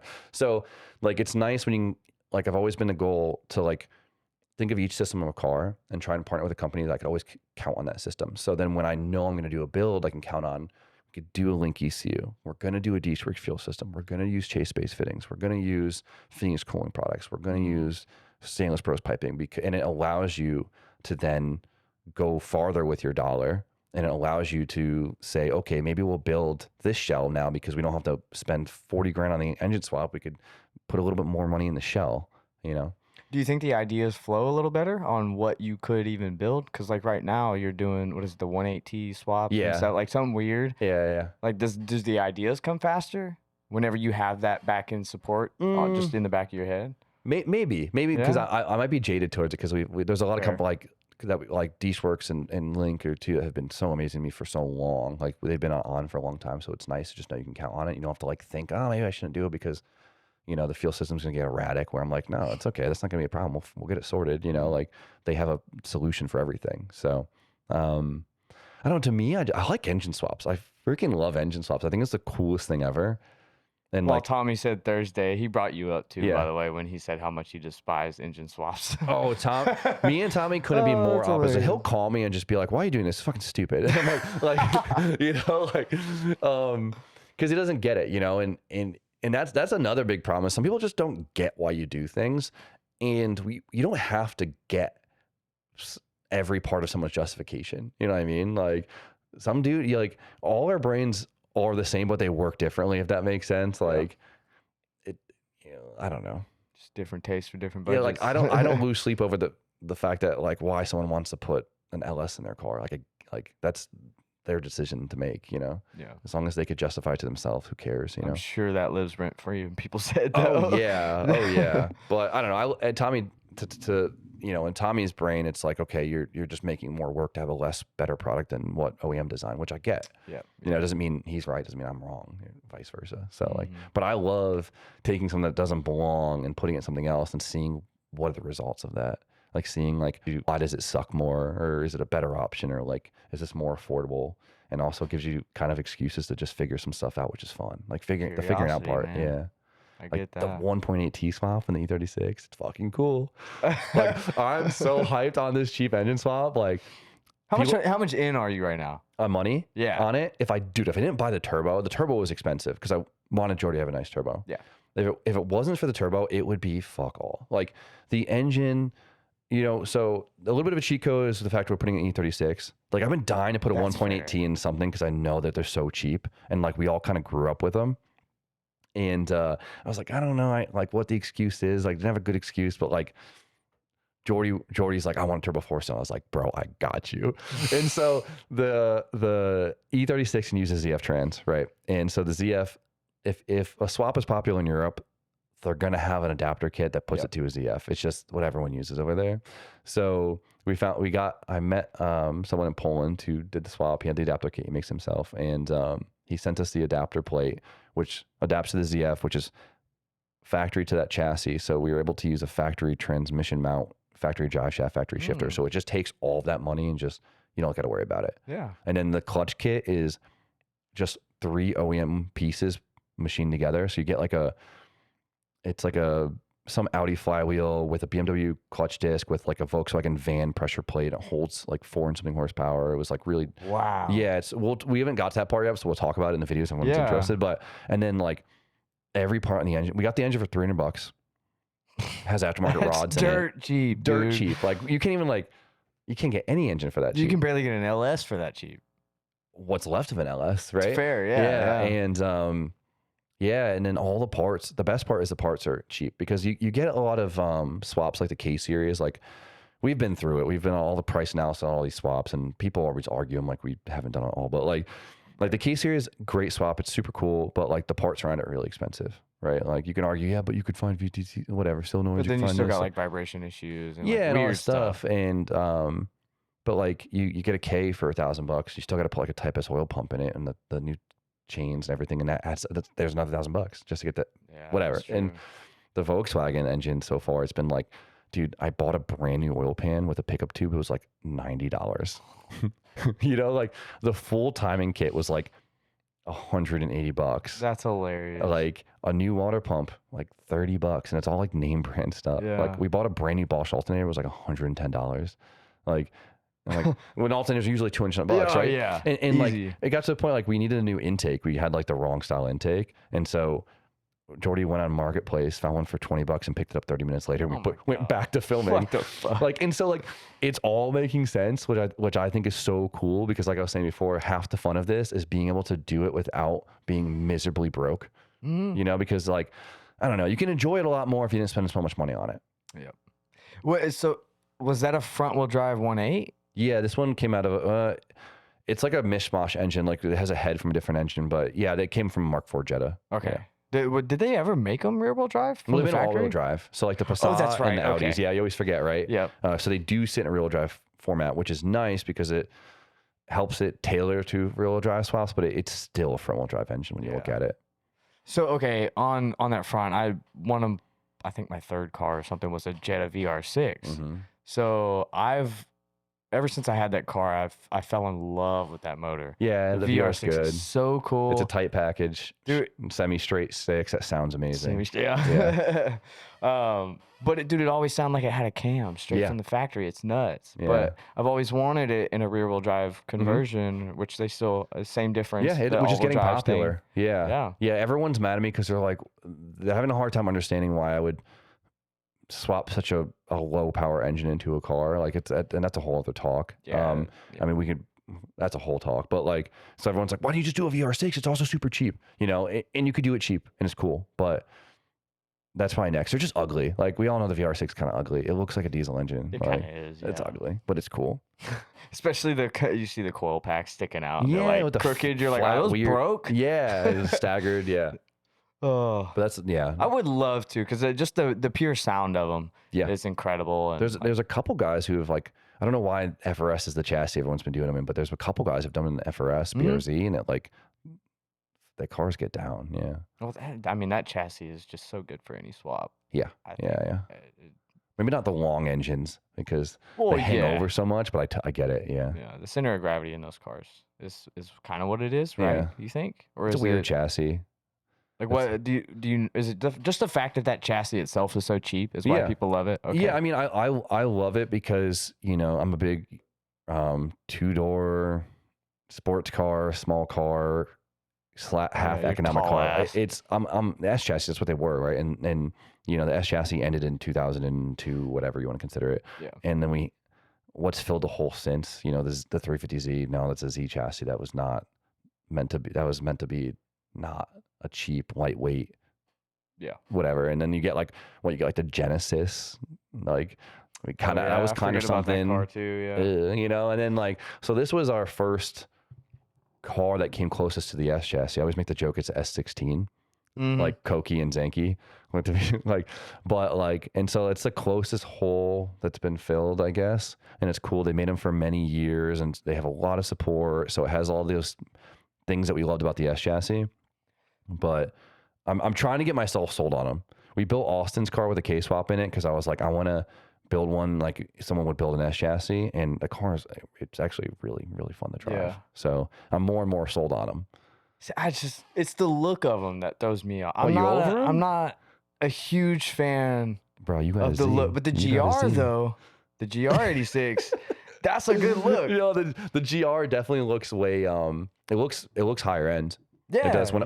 So I bought one when they first came out. So I got like, you know, one really early on, and I remember the first couple months I drove around, like it was a 50 to 60-year-old dude magnet. I swear to God. Like, I'd get stopped everywhere. It was wild. Really? Like, what is this? Is it a Porsche? Is it a McLaren? Because the headlights all like, and it's all sporty and stuff. And I'm like, nah, it's a Subaru. And they would be so shook. But it is a very pretty car. Meanest look back. Yeah, they're like, Who the what? fuck are you? Yeah, I was like, this thing's cheaper than your minivan, bro. Like, but no, I loved it. I daily a BRZ, like the second gen. I love it. Yeah. Do you think cool. that chassis will end up being that? Yeah, I think so. I mean, it's the closest thing we have to it. There's obviously some downfalls to the chassis. You know, their suspension geometry is very not superior. It's very, you know, you ever seen a coilover in a FRS? It's this long. The suspension shuffle is really brutal, and so like, but there are other ways to promote grip. You know, and coilover technology these days is better, and like the fronts are a little tight for steering. It's a little overcomplicated. I think compared to the S. This is compared to the S chassis. Yeah. And yeah, but it is nice that you could pick up a rust-free car that's like blown up for like sub $6,000, and then like you take it apart the whole time, and like you don't have to like restore the car when you build it. You can kind of just like put it together. But the hard part is you kind of have to engine swap them unless you want to do like an IAG block or whatever and do a built engine. But like, and engine swaps are so expensive. It sucks how expensive engine swaps are, because like that's my whole thing, you know. And now engine swaps used to be more affordable, and now it's like become like a only thing the YouTuber kid can afford, you know, and it sucks. I hate that it has gained that rap, especially because there's this constant battle on YouTube of trying to do the next crazy build. Yeah. And it's hard because there are swaps that you can do very cheaply, but the problem is I'm not going to do it cheaply because I want to make it something special every time. And so, but then it's hard. It's like, or do you do something super, super cheap just to make sure people could relate, but then you just end up with a product that you worked really hard for that's maybe not as nice as you probably just could have done if you put some elbow grease into it, you know? It's a weird dilemma. But I do feel really bad for especially the younger guys that they just don't have the opportunity to get things that are more affordable. Like, dude, when I feel like I was late to the game. You know, I got my first 1J in like 2018, 2019, I think, and it was just after the price change. Like, hey man, sorry, we just increased the prices last week, and it was $1,400 for like a crispy 1J in the wrapper. And I was like, oh man, $1,400. Like, it was a stretch for me at the time. Like, I was like, Jesus, this sucks, $1,400. Now I'm sitting like, dude, I would have 4 of them sitting on the if they were $1,400, like ready to blow up. Like, it's crazy. And then the poor dudes, like, if they want a 1J swap, they gotta get a long block for $4,500 from a depot, and it's probably not as nice. Like, yeah. I haven't. Have you looked at RV prices yet, brother? Oh, I'll scroll on eBay occasionally. I'm like, it's the same thing. I should have listened to Cricket and not fucking blown it up and just sold the thing. That's crazy. Oh, yeah, no, it's the prices are getting out of hand, and I like. It sucks. There's obviously no hope in sight at the moment for it to come back down. So. You know, think things are getting cheaper, but not for the reasons that we wish. You know, yeah. Well, I mean, tariffs are still so high and all that stuff. Yeah, people are spending so much money, and so it's not the reasons why we wish they were getting cheaper, but things are getting a little bit cheaper. That's why I'm so pumped on the silly 1.8T, because I'm like, wow, look, I could actually put a car together for an actual like realistic amount of money. Yeah, and it not stress me out at the same time. Yeah, exactly. Well, I don't know. To an extent, I guess, but it just feels pure, like putting something together like that. It feels like, I don't know. Kind of nostalgic. Yeah, in a sense, yeah. Like. Yeah, because like from my first swap, my 3NZX with the LS in it, like that was done on a budget.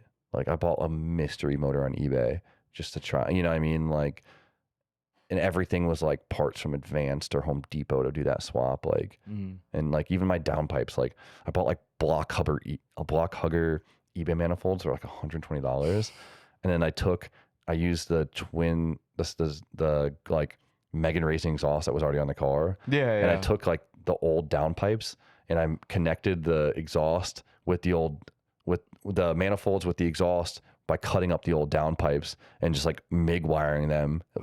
And they're still in the car, but they're wrapped up with heat wraps so you can't see them. I should pull them out one day. They're bad, but like I did my whole exhaust for $120, you know, and like you should do a whole video, a breakdown of how bad it is. Just all of your hack job work you've done in the past, to just trying to get builds together. But it worked. I mean, it worked, and so like that was the fun of it, because you're like, I don't know, especially when you're younger and you have more time than money. you know, it makes you earn it. And like, I miss that stuff. Like, it's cool. Do you ever think you'll pull that car back out and do a full refresh? I don't know. I don't know if I care to. I kind of like, I've made this point before where it's like, it's kind of turned into like a monument for me, where I really love it for what it is. Like, I was like, oh, I'll change the front bumper, I'll change the wheels. And I was like, I look at it now and I'm like, that reminds me of like that time and that build. And I love it for that. It's almost a trophy now. Yeah, it's almost like a That's about trophy now. it. And I love it. I love popping the hood, or I love popping the hatch and seeing like the hardwood flooring in there, and I laugh at myself. Oh my God, I remember when that was a Yeah. thing. I laugh at it. I'm like, that's amazing. And I close it and I'm stoked. Like, and what the car doesn't need to be anything more than that, you know? And, like, not a lot of people have that opportunity to, you know, have cars that they can sit around and be a monument. So it's kind of hard for people to get. But Let me ask you this then. Yeah. What if, say, you hit 1 million subscribers, you said, let's go back to day one, let's rebuild another one and do the exact same swap, but correctly? yeah, I mean, I don't think I did it wrong. So I think it's actually Well, no, I'm pretty not nice. saying- Like, yeah, I guess I did word that a little I was bad, very but- proud of myself. But like, no, like go over the top, right? Like, let's do like Exactly. a fucking built engine, a blower, and a T56. Right and like, next to each other. yeah. I mean, if people wanted to see that, I'd love to do it. Well, But- now's your time to comment and let them Yeah, know. if I got so 1 million subscribers, I'll happily do that. Yeah. That'd be so crazy. Yeah. Well, as far as the pro car, I gotta Mm-hmm. ask: is that the plan for next year? Are we trying to It's get like the license? It's like a loose plan. I'm so weird with drifting because I'm not that competitive. Like, I'm not. But I really love this stuff, and I really, you know, all my friends are pros. Like, I drive with pros all the time, and it's like I'm like awkwardly like, in that world, and I almost just want a more excuse to drive with my friends, because like, you know, and I want an excuse to progress, like have an excuse to progress with drifting.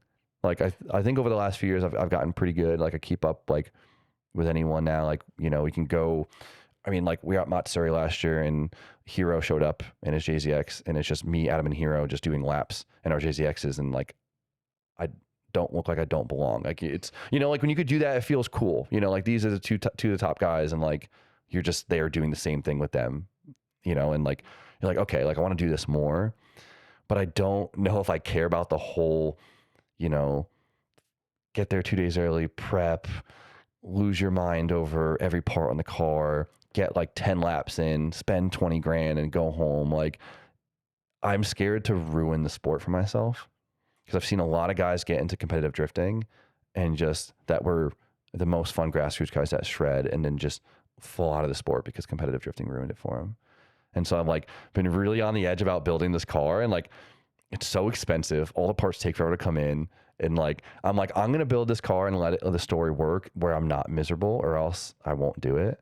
And so the car is almost done. We've been waiting on like one more part for like a month. It's so like it's crazy because you got to get like the nice stuff, or else it's going to break, you know? And then you talk to 3 different people who are on teams, and they give you 3 different answers, and you're trying to like set yourself up for the future so you don't have to like buy more stuff. And it's a whole theatric. What was your mix that you boiled it down to? What was the parts or whatever? What, in terms of, well, Like the setup, how you said you asked multiple people. Not just because LZ is one of my close friends, but I give him a lot of props for his setup, because I've watched him. The dude, he posts on Instagram like 2 days and do all the things, and I also know how analytical LZ is. Like, the dude, he posted on Instagram like 2 days ago. He took his JZX out and changed his alignment 40 times in like one day just to see the results of it. Like, My God. so LZ, like, you know, a lot of people give him, they call him a YouTuber, but he's a drifter. You know what I mean? Like, he's about it.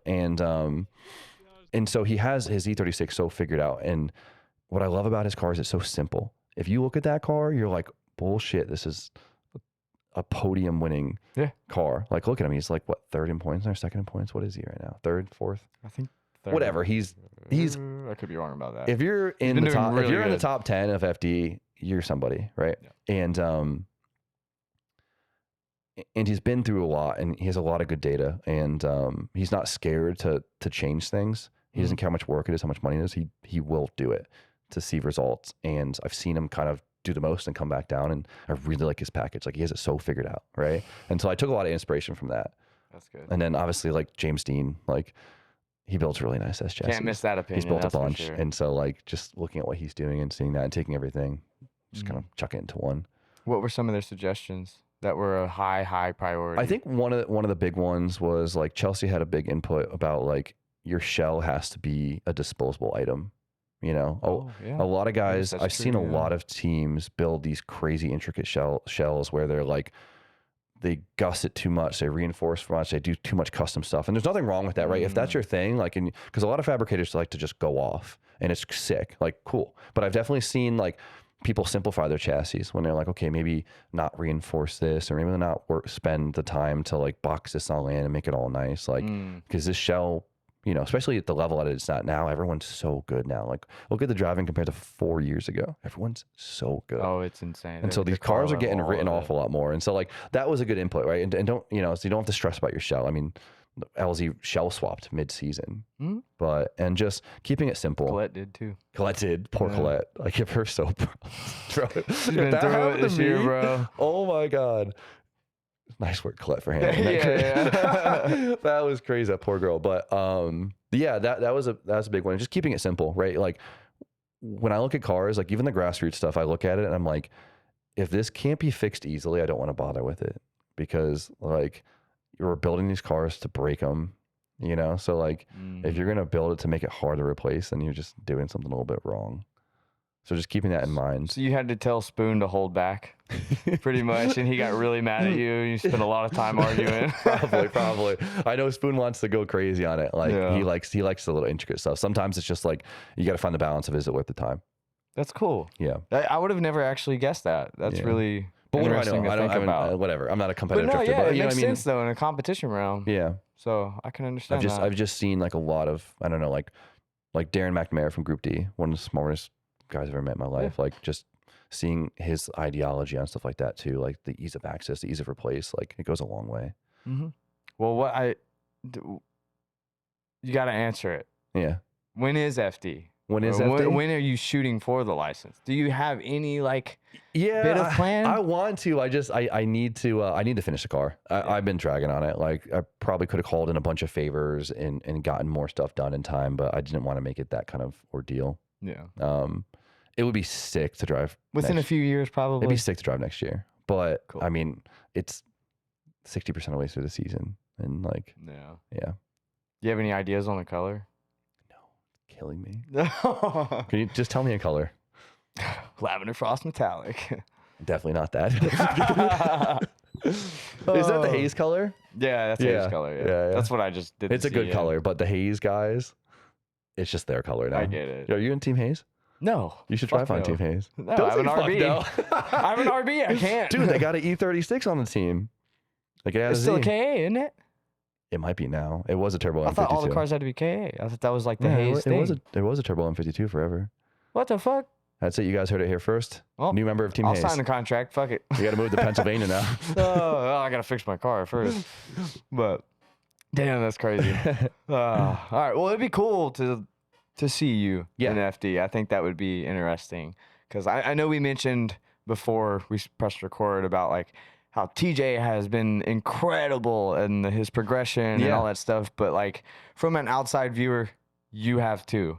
Yeah, like thank your you. progression of like the moment you started really taking driving a little more serious and considering like mapping it out. You're literally in car footage, like talking to yourself and like telling yourself different things to do. Like you can visibly see you were taking it a little more serious. Yeah. And from that point, there was definitely a switch. There was skyrocketed. definitely a switch. Like picking who you drive with is a huge move of progressing your driving. Yeah. Yeah. Just making sure it's people you obviously know. Yeah, I don't know. I think trust. it's like the skate park thing. It's like if like there's a different level at every skate park you go to, because the main guys there kind of set the bar. Like, were you a skater or a bike guy? Like I wasn't. BMX rider? I'm more into BMX, but I wasn't like, I didn't go to the park every for like the guys that weekend or rode like every skate park, every scene, there was different levels where you went. It's because like kind of the main guys set the bar. So you'll go to like one skate park that just has like a bunch of really good guys, because there was one dude in that scene that just took off, and they all realized it was possible and kind of followed him, and the bar became low. And I think drifting's the same way. Like you could have a small scene and just get stuck in that scene and just stay at that level forever because you just don't know beyond it. But you can go to another track that has legacy or some really good drivers, and the bar is so much higher there, and you go there and you're like, whoa, I could drive like this? Like people drive like this? Like you just gotta put your time in. Wow. Yeah. And it opened your eyes, and traveling a lot did that for me. Like realizing like, oh, I just gotta drive harder, and I can. Yeah. Like, I'm sure Ebisu did that. Ebisu was huge. Ebisu was huge. Yeah. Is there any track on that path of that that you feel has attributed the most to your skill level? Etown's huge. Etown's Really? massive. Yeah, I mean, you'll hear that from a lot of people. Like Etown, the bar has been set high for. I assume you mean the road course, right? Just the scene. Like the bar is set really high, right? Because there's a lot of OGs, a lot of legacy to that track. Like you could argue that was one of the first drift events like in America. Like if you talk to the right people, like True, yeah. Between Forsberg and Tony Angelo and Turk and all those guys, like there's so much legacy at that track, and there's been a lot of guys that have gone hard for many years, and it's a very hard-headed scene too, where they put a lot of pressure on their locals, and like some people hate it, some people really appreciate it. It depends who you ask, but they do make for really good drivers there. Like you go for like a comp or a fun day there, and it's probably at a different level than you would ever think for a grassroots day. Yeah, I can see that. Y'all do have very skilled drivers up here. Yeah, compared to, not to offend anyone, majority of the country. Yeah, exactly. So, I mean, we're like I said, a lot of legacy comes from the track, and maybe that's a part of it. That's huge. Because they have some local heroes there, and they made it possible, and so like everyone wants to drive like that, and it just creates the whole scene being way stronger. I mean, I've only had a few experiences at Etown, so but every single one I have, it's been phenomenal. Even his name's Chris Knapp, right? Yep, the Knapps. Yeah. So I always forget his last name is the issue. I know his name's Chris, but Chris and Mike, they're incredible people. Like so you couldn't ask for better people to own a racetrack. Like yes, we blew. I think. Did you do a private day? No, so I haven't driven. Oh, okay, dude, at Etown. I've only been there for media. No one ever talks about this. You could just rent out Etown through East Coast Drift School. Like yes, it is so cheap, and you could just go on any day and drift, and you can get like a whole year's worth of drifting out of the way in like a weekend. What was the last price you heard like for a day rate? Obviously it's not. I don't know, accurate, but it's a lot lower than you would think. Because like usually I think roughly $1,500 is probably like way cheaper a weekend than that. type deal. Assume, but no, like because you just show up, and then I think it's done in a couple hour sessions, but 3 hours with you and just your friends drifting is a lot of drifting. And then Chris is great. He'll help you set up the car. He'll give you some pointers. Like that's so cool. Yeah, like being able to like rent out the track and rent out Chris was huge. You just go test your car. Yeah, because you don't want to wait till the next event when you have to wait in line for 20 minutes to get one lap in to fix your alignment to go back out. Right. So like I wish more people would take advantage of it. I agree, because I actually do it with my local track. Yeah. For anyone down south that needs it, Driven Luck, they do ideally the same thing. Yep. They're small family, small track, so they can't do it probably as much Yeah. as Chris can. But if you needed to come down for a day just by yourself, a few $100, like you can. Yeah. Test and tune is huge. That's one of the and best you could like push yourself a little bit because you don't have the eyes on you. Like if you're new to drifting and like that stresses you out, like it's nice not to have the eyes on you. Like you don't have to worry about the cool guys looking at you spinning out in the entry. Like if you want to try and go faster, or sometimes you just like you can't try something because it's an event. But like if it's a private day, who cares? Like let me try and go backwards. I know what you mean. Yeah, it's cool. So I'm a big advocate for that. I wish like I could have done that early on. Right. But huge. Well, that's good to know for everyone else. Yeah. And I think a lot of guys too, like at events, you're scared to adjust your car sometimes because you're like, I only have a session for an hour and a half. I need to just do laps. And little did you know your alignment's all messed up and it's causing you to drive like shit. Where like it's a private day, like the car feels off. Let me just look at it because I have all the time in the world, and it goes a really long way. Yeah. So that's my biggest suggestion to new guys. I used to get alignments every event. Oh, really? When I first started, like I was so skeptical. I see you for that though, everything. because I went way too long without getting alignments, and it really fucked me. Like really bad. Well, when I first started, my local like tire discounters, I knew a couple buddies that worked there. Sick, yeah. So at so the you just time, bullied your friends every time, man. Let's get on the rack again. Yeah, kind of. But no, I still paid for it. They had this package at the time where you could do 3 years for like $185. Bro, you finessed bro. this place. Oh, absolutely, Oh my dude. God. They stopped the sale after that. And then the next year, once my contract was coming to an end, they were letting me know this sale is not happening anymore. Oh my God, they took I fucked them over, dude. That's so funny. Like, we gave this kid fucking $20,000 in alignment. Dude, it was alignment every month, bro. Yeah. That's I was good, taking though. up the bay for an hour because I've got all of these crazy adjustable arms. Yeah. That's so funny. Oh, it was great. If That's you can ever cool. find a deal like that, dude, Yeah, do it. take advantage of it. That's another thing I would do. Like, don't just go looks good. Like, I don't care. You should be able to drift do anything. Like, that's what I did. I was like, I don't care. I should be able to drift anything, right? And dude, if your car is slightly towed in the front, it's impossible to drive. Oh, it's horrible. Yeah. Horrible. Think about that. Versus it being slightly towed out, it's great. I've seen so many people just you lose 20 degrees of angle like that, pretty much. And when you transition, the wheel won't walk itself. You have to fight it, and it's just because your tie rods are pointed slightly in. So But crazy. oh my God, I watch kids transition. They're just bobbling and spinning out. I'm like, dude, let me look at your car, and they'll be like this. Yeah. And I'm like, no wonder why. It's not you. It's the car. It's okay to think that sometimes. And if you notice that shit, say something. Yeah. Don't be the guy that just keeps watching him go out making a fool of himself. Yeah. I mean, you don't know better. I Yeah. remember my first couple of drift events. It was I have a 240 that has an SR20 in it. You just drift it, right? You don't know what diffs in it. You don't know if you're on stock knuckles. You don't know anything. And luckily the internet's a little bit better with this stuff now. But you get it. What I'm saying. Don't be scared to ask. Absolutely. Yeah. Well, on that note, then what is a good, just basic general setup? Oh, to you go always with? ask this question, don't you? Yeah. Well, not Yeah. always, I would say, but you've had the opportunity to mess with more alignment settings and more parts on a car and more drivetrain setups and all this stuff. So not a lot of the people that are watching have that experience. Fair enough. So just your personal opinion, what do you prefer as a setup base? Oh, for a setup. Oh, I thought you. Well, it doesn't have to be a full car because I know setup. you usually go. What's the best bang for the drift car? I was waiting for that question because I feel like you always do that one. Oh yeah, I mean we can do that one. No, for setup. So drifting's funny. This is my take on it, right? Once again, my opinion. Who cares? A lot of motorsports, I feel like people build the best car they can and learn to drive it. With drifting, I feel like you build the car that you could drive the best. Okay. Right. That's always been my take on it. And so I don't think there's really a golden setup. I've seen, you could put 4 pro cars. You could put James, Osbo, Connor, Shanahan's, you could put all the main guys' cars, and I guarantee all their cars drive so much differently because you just got to tailor it what works for you. And so I think the hardest part is learning what you like. That took me a long time to figure out what I liked, and knowing to adjust around it.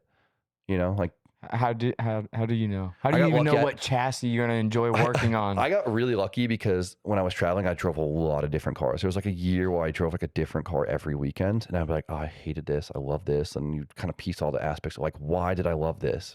Because it had a lot of acronym and a lot of toe out, and it was really dodgy, and I was like, oh, cool, I love that. Or I drove this, and I was like, why do I hate this? Oh, because it has no acronym, it's numb or whatever. Or this had electric power steering, this stuff, or this power band was like this. You just kind of keep those little mindsets with you, and then you can adjust. That's people don't really get to do that. That's what I'm saying. Dude, it's not steal the your average friend's person cars. doesn't have Steal that your access. fucking friend's cars. Don't try not to crash them. Just go pay someone $20 to take a lap in their car. Exactly. I don't know. I feel like I had such a weird drifting story. I mean, most people, I've just seen a lot of people just end up getting used to what they first built a car and just end up loving it because they're used to it. Yeah. But I always think what you want out of a car, right? If you want it to be easy to drive, numb, whatever, point and shoot, then you go with a big angle kit, low acronym, make it very planted, make it very whatever. Or do you want it erratic? Do you want it all gripped up? Do you want it to whatever? It's you got to figure out what you like out of drifting, and you can kind of make adjustments from there. Well, I feel like majority of people that are watching this specifically are going to be, I know you want to be broad and make sure that all of the basis is covered as far as suggesting a setup. Those people want your suggestion specifically. So if you, let's just put it this way. Yeah. If you had to go back, you were building, and with all of the knowledge that you have, and just build a seat time car to just make it work and have a best setup to just go out and party. Yeah. What are you gonna build based off the knowledge you have? My coupe works so well it doesn't break. The black coupe? No, the purple coupe. It's just okay, that car's so good, but it shouldn't work that well. Well, whatever. So I don't know. Like you bring it down to like what's a good seat time car and stuff like that, right? Like if I was to do it again, I don't know if I would get an E46 or a 350Z. You know, they're kind of in the same price range and they're same power range. I kind of like the E46s better. I just like the way they feel. They look better. But the Z does have a little more torque, you know. What I like about the BMWs is the fact that like you could upgrade them past being a BMW. You can't really upgrade Zs being past a Z. Yeah, they cap out. Yeah, they cap out. You're just it's a Z. Like no offense to Z guys, I just not my style. But I say all the time, they look like a fucking computer mouse to me. So. But E46, you could like kit them up and put wheels on them and they start to look cool. Yeah. And I would keep the M kit simple. I don't really care for giant angle kits. I think they're great tools. Some people love them, but to me personally, I don't like them. I'd rather have a dodgy angle kit from Poland than a big angle kit again. Yeah. Yeah. I just put the mild mantis on the G that I got. Yeah. Because I'm like, it's unnecessary. Yeah, it's probably lovely. Range. Yeah. I don't know, but I also like that weird like flop of like a stock type of knuckle and stuff. It's just like my style. Yeah. Like the Z, I drove because I have a 350Z and I drove it for the first time in like years, like a couple months ago. And I was like, damn, this thing's just numb. Like it does the drifting stuff really well, but it just doesn't have like the excitement. Like you have to put in extreme amount of caster in it. Yeah. I have a ton of caster in my car. And then on top of the extra weight over the front. The crazy weight stuff. Yeah. The front end's wild. You could probably make a Z drive exciting, you know? Like we probably could. Mine's just like a big angle kit and it just does a thing. It's a great tool and I learned a lot in it and I loved it when I was learning. So. But now we're on chasing something else. I get that. So dude, I think the biggest thing is just don't stress on having the best setup. Just stress on whatever you enjoy driving and works best for you. Solid. Yeah. I like that. Well, what is your plan moving forward? Like, what is your specific goal? I know we talked about goals earlier. Like, what's your plan? Keep building cool shit and keep having fun with friends. Yeah? Yeah, and try to make money doing it. Just keep the train rolling, man. I don't know. That's it. That's awesome, dude. Well, I again want to say thank you. I don't want to take up too much more of your time because I know you said you didn't have much, but yeah, it's okay. But yeah, I'm sure if you guys want to see another one, I'll make the trip back out. It's super easy for me, so. I'll come with the brain on this time. We'll get deep this time. Yeah. Well, it's all good. We still got a really good conversation. This is great, man. No, seriously, thank you. Thank you for letting me intrude and take over this office or I guess storage space now. Yeah, man. Is there anything you want to, shout out any sponsors yourself? Obviously, you're probably helping me more than anything, but get this man some sponsors. If you want to sponsor this boy, help him get his Z sick. He's got a blown up 350Z. Can't be having that. Well, blown up 350Z is pretty common. It's an RB. Bro, who's got an RB25 long block for this man's? For not an absurd amount. A couple of you have hit me up and then said a ridiculous amount of money, and it's not it. But what's a lot of money for a long block? That's what I'm seeing prices that are close to what I could just order one on eBay for. Yeah. So like to me, I'd rather just fucking order it. I feel like $2,500. Right. That's a good price for a long block. I can see that. Yeah. So someone selling one for like $1,500, please. Yeah. There we go. Nailed it. I'll let you come do an episode. Perfect. Yeah. Well, cool, man. I really appreciate it. And I guess go get those fucking cars done. Yeah, let's go finish them up. Let's quit lollygagging. You got some driving to do. Yeah. We'll get there. Staying way up to the ceiling. Trust no bitch, can't catch no feelings. I've been taking long flights from the Bay to Ibiza. Hit home runs, I'm a ball like Jeter. I just want 4, then I leave her. I'm a young pop star, call the boy Justin Bieber. Got a little money if you want, I can teach her. Whole life a movie, you can watch it in theater.